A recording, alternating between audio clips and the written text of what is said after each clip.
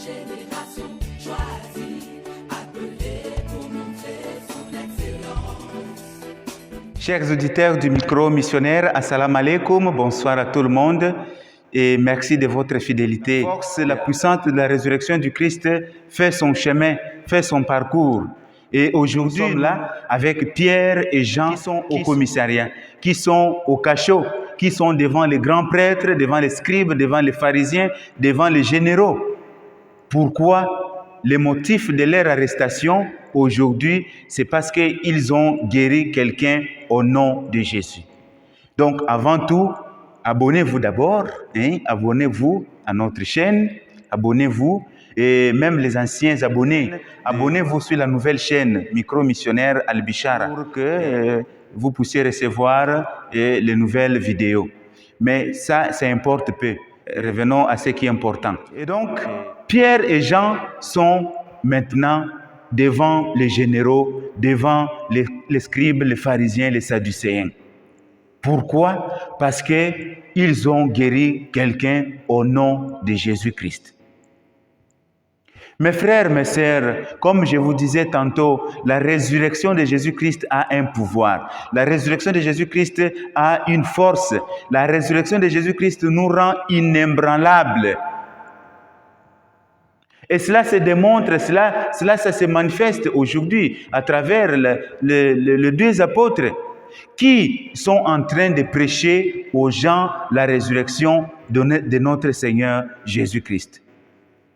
Et la parole de Dieu nous dit que le même jour, après leur prédication, il y a 5000 hommes qui sont devenus croyants. 5000 hommes qui sont devenus croyants après la puissante prédication de Pierre et Jean. En prêchant Jésus et la résurrection, Pierre et Jean, c'est comme si ils enfonçaient l'épée dans le cœur des ennemis du Christ. Vous voyez que la force de la résurrection aussi, la puissance de la résurrection peut aussi déranger les gens qui ne veulent pas entendre, qui ne veulent pas écouter le Christ ressuscité vivant parmi nous. Et donc, nous voyons aujourd'hui ces deux apôtres qui sont convoqués au commissariat. Pourquoi? Parce qu'ils ont guéri quelqu'un au nom de Jésus. Par quel pouvoir ou au nom de qui avez-vous fait cela? Par quel pouvoir et au nom de qui avez-vous fait cela? Voilà le motif de leur condamnation, le motif de leur accusation.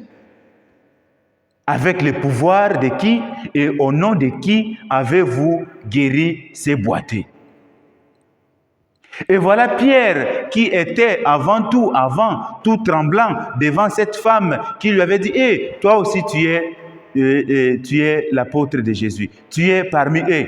Pierre qui disait: non, je ne le connais pas. Vraiment, cet homme-là, moi, je ne le connais pas. Mais aujourd'hui, avec la force de la résurrection de notre Seigneur Jésus-Christ, avec la puissance de la résurrection, Pierre, il se permet de dire face à face, sans crainte, sans peur, pour dire aux grands prêtres, aux scribes et aux sadducéens que au nom de la personne, au nom de Jésus, c'est lui que vous avez crucifié, que vous avez cloué sur la croix et que Dieu a ressuscité. Au nom de cet homme-là que nous avons fait ces miracles. Mes chers frères et sœurs, vous n'êtes pas étonnés.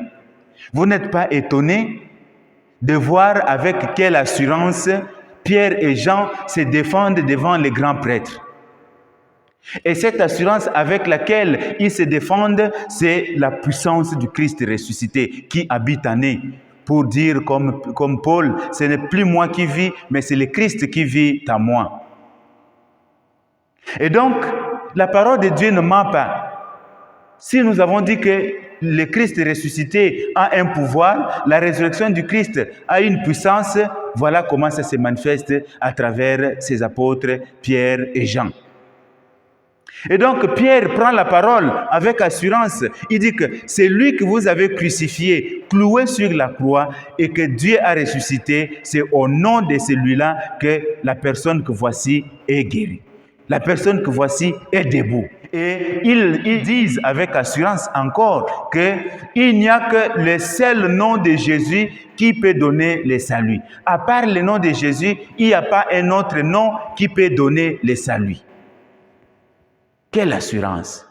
Quelle foi! Frères et sœurs, qu'avons-nous fait de la résurrection de notre Seigneur Jésus-Christ? Voilà la question fondamentale. Est-ce qu'avons-nous peur de notre entourage? Avons-nous peur des démons? Avons-nous peur des esprits mauvais? Avons-nous peur des personnes, de nos ennemis qui ne veulent pas écouter Jésus-Christ ressuscité? Avons-nous peur des personnes qui ne veulent pas écouter la bonne nouvelle? À partir d'aujourd'hui, la peur est finie. À partir d'aujourd'hui, la timidité est finie.